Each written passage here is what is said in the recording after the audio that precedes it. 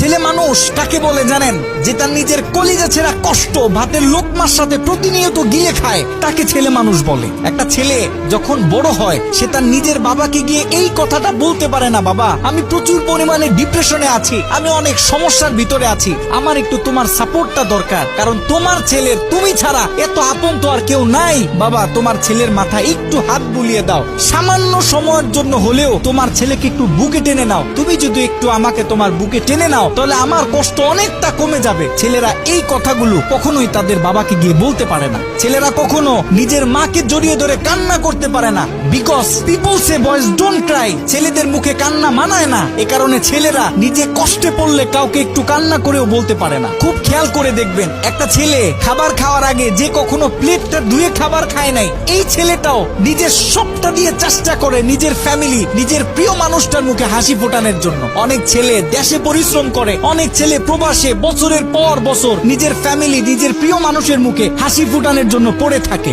দিন শেষে ছেলেদের মুখে হাসি ফোটানোর মতো কাউকে পাওয়া যায় না। আমি মনে করি boys are the best actor in the world. এই পৃথিবীতে ছেলেরা হচ্ছে সব থেকে বড় অভিনেতা, কারণ ছেলেরা নিজেদের বুকে হাজারো লক্ষ কষ্ট পুঁতে রেখেও মুখে হাসি নিয়ে চলে, কারণ সে জানে আজকে আমি যদি ভেঙে পড়ি তাহলে আমার পুরো ফ্যামিলিটা অস্তিত্বহীন হয়ে যাবে।